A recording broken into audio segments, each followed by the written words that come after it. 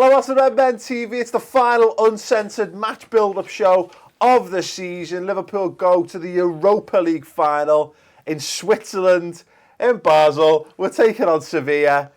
Let's talk about it. Oh, yeah. Yes. Chris, back in European finals. Where we belong, Paul. Paul. He's read the agenda. Damn straight I have. Well, this is what, which is what I've been talking about for weeks. The league form has been disappointing. You can't escape that. But what we do and what we have managed to do throughout this period where we've had the, it's not even a dry spell, is it, with league titles anymore, but this era of non-league titles is we've maintained our status in Europe's elite to the best of our ability. And whilst the Europa League's not the Champions League, that goes without saying, it's another European final that we're in. It's great. Yeah, and it could be the start of something great for this side and the Klopp and this club. And it's for me, it's the start of a next chapter, and we need to win this for that, to be a decent read, basically, that chapter.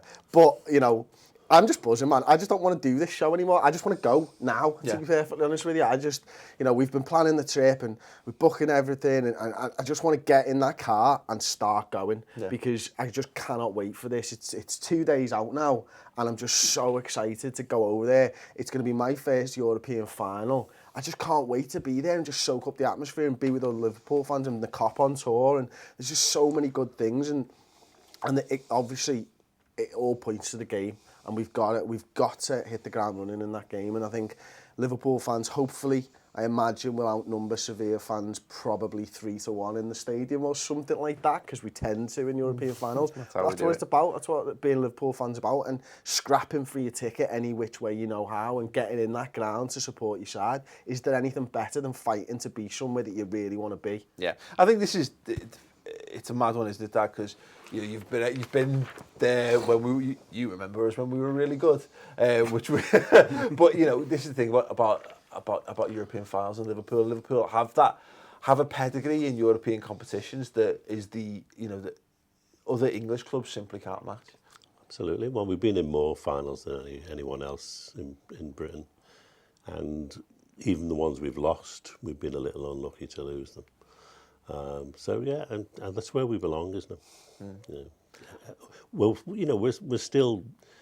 I mean, we go on about being European royalty, but we're still probably in the top 3 in Europe in terms of our achievements. So. I'm pretty certain in terms of major European trophies won, and that's major. That counts UEFA Cup, Cup Winners' Cup, or a Champions League or European Cup, and the Super Cup. I think we're like 3rd or 4th. For all of those, so yeah, no, you're absolutely right. Aubrey, how are you feeling? Really hungover and tired, to be honest. No, massively excited for it. It was the reason why I could do the joke as a user role, but the audience mightn't, as I've just done 10 days in Barcelona and Valencia, and you kind of forget that. Almost like Gary Neville. Yeah, it didn't last quite as long as Gary, but not too close. But travel, and you meet a lot of other people who are from other places in the world, and everyone, they say to you, where are you from? You say Liverpool. And again, normally they come back with the Beatles or the football club. But this time, the stock answer was, oh, you're in the final. And we do devalue the Europa League in this country, because I guarantee you this time last year, at least one of us on this couch wouldn't have known either of the teams in the Europa League final. Possibly all of us wouldn't have known them. You know what I mean? You might have gone, Sevilla, did they get there again? Or Joe, was it Sevilla Benfica? I'm still not actually that sure if I know who the final was. Sevilla were definitely playing. That was the year before. So to prove a point, Joe, we kind of struggle. Whereas literally everyone, they were from Switzerland, German, Spanish, Joe. Obviously, none of the North Americans or the Australians did, but they were literally just like, wow, the European final. Oh, it's going to be great, isn't it? Oh, the Klopp's there, and I saw the Dortmund game, we saw the Villarreal game. So you've got Europe buzzing for it, not just us. We just don't value the Europa League. I actually think I figured it out. It's because it was on Channel 5. if it hadn't have been put on Channel 5 at the very beginning of it, if it had been put on a different channel, if we'd have treated it with a little bit more pedigree, people would still actually treat it a bit more. But come on, the fact that it's part of you paid the subscription for BT or whatever. You've got the Champions League. Oh well, I'm getting this. I'm paying for it. I might as well watch it. But it's like, yeah, literally, completely echoing Chris. I've never been to a European Cup final. You know what I mean? Like, or a final in Europe, if you want to phrase it the proper way. I go away with those fans in summer. You know, like the two actual cup finals I've been to have both been League Cup finals, so they've always been in February. Yeah. So to go away in summer when cup finals should be played, and yeah, it's just gonna be so exciting. And And it's on a Wednesday as well. Yeah. You know, a real night like to a play proper football. night to play a final. Yeah. Yeah. No, Saturday, what's that about? Yeah, or they could have had it on the Europa League Thursdays. Yeah, or something, it is all a couldn't bit they? weird, that, isn't it, to be fair? I mean, Dad, how you feeling about it? Are you confident? Reasonably confident, but I mean, I don't get nerves about football matches until they actually start. That's the only time I get them now. So I'm quite comfortable now, but you know, as soon as it starts and Kona play anchor goes down the wing, I'll go, where's Moreno gone? Yeah. Oh no. Yeah, and I think this is it. I've got nerves because I guess it's there's the whole thing, isn't there, Chris? You know what I mean? It's because I'm going away.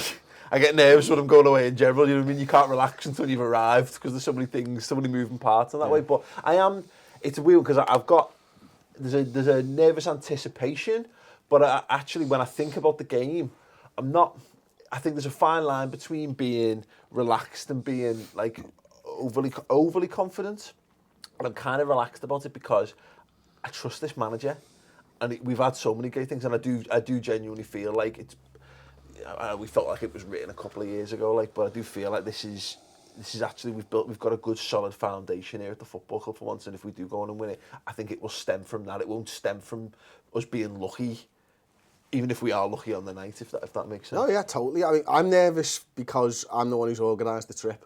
So I'm nervous that we actually get there and everything runs smooth. You know, the hire car, the Euro tunnel. We've gone to Basel, Italy, or something like. There's a Basel in Italy. There's an Right, I need to go right now. So that explains. We were chatting off air, and I happened to mention that there was a L'Arc de Triomphe in Barcelona, and Chris looked at me and went, "No, that's in Paris."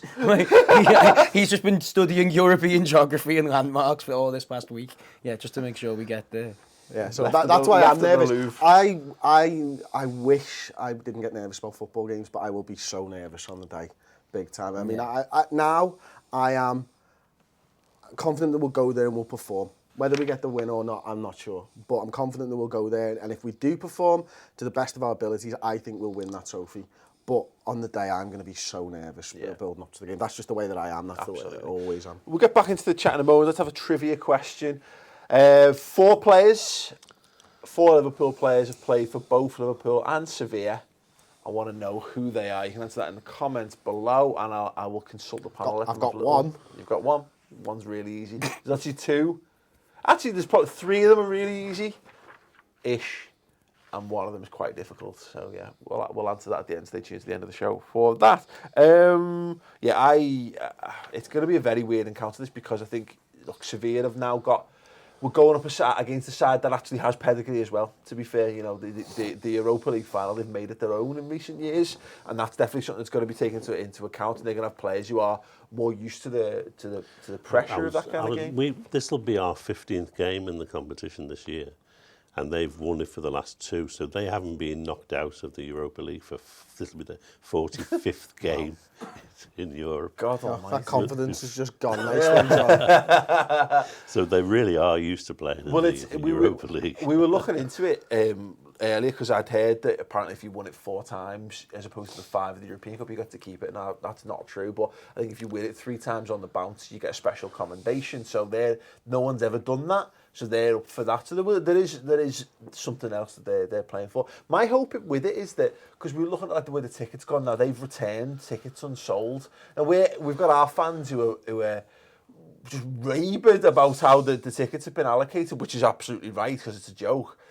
And then you've got Sevilla bloody making UEFA's case by not selling out their allocation. Yeah. And my hope is that, of course, that they've got the experience, but as you mentioned there, Chris, absolutely outnumbering them will play into our hands. The other thing about that with the Sevilla fans is Sevilla have put travel money aside for the fans and stuff. I think they've put £300 per fan for travel and stuff like that. So I thought when that No wonder they weren't When pushing that to was sell the last few tickets. when it was announced, There's probably only 6 of them going. well, yeah, maybe. But when it was announced, I was thinking they're not going to return any because the club have done a really good thing and given them some money towards travel and stuff. And to find out that Spain's they on haven't task, sold though, out. and Sevilla's a poorer city out of Spain. So to put it into the context, Yeah. like, again, having just come back from Spain, was shocked at how on its arse it actually is. It's really, really struggling economy-wise. So that'll just be a factor. But what that should show you is they should have a fair allocation of tickets, but they should also take into account where those tickets are going and do stuff a little bit earlier to try and move the tickets I'm around. genuinely hoping it's going to be a bit like the latter days of Wimbledon at Selhurst Park, where we'd turn up and it would be 75% Liverpool fans in that stadium because they just weren't asked. Yeah, that would be very nice.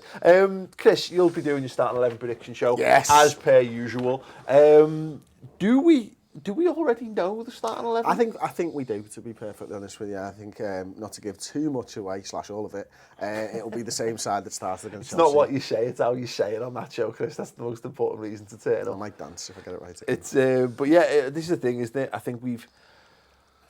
Do we think it's nailed on? The same team that's played they've been the 18th the last couple of weeks. Yeah. Yeah, 100%. No one's worked their way into contention for No, I that. think if Henderson had come back a week earlier, he might have forced his way in. He was but the one. I don't see him not being anywhere but the bench. Interesting. Okay, well, we've got the big question then, and following on from that, Bogdan? I want you to know. Come on, Bogdan did enough, didn't he, He's not surely? even a footballer, by your own admission. I want you to pick his 7 for the bench, because the return of obviously the likes of Jordan Henderson to fitness, Ivica Origi didn't train on Friday, but I suspect he'll be given every opportunity to prove his fitness prior to that. I bet he's hadn't even factored him in, had you? I have. Have you? Ooh, with a question mark. Ings isn't eligible for the competition. That's why I had a question mark. Right, Dad, do you want to throw your 7 out? Yeah, Ward. Ooh, is he? Yeah, is he eligible? Yeah. Yeah, I think so. But if Is he if eligible? he No. isn't, then we'll have the other fella. Yeah. Go ahead. But I don't think the goalie's important anyway. Oh, John. John's dropping bombs. Right, go on, it's fine. I mean, we haven't got a decent one anyway. Well, so yeah, why- it doesn't why- matter, does it? Yeah. The best of a bad bunch. Skirtle, Yeah. Smith, Lucas, Allen, Henderson. How many is that? 7. 6, isn't it? I think that's 7. Yeah. Go on, count again. Keeper, Skirtle, Smith.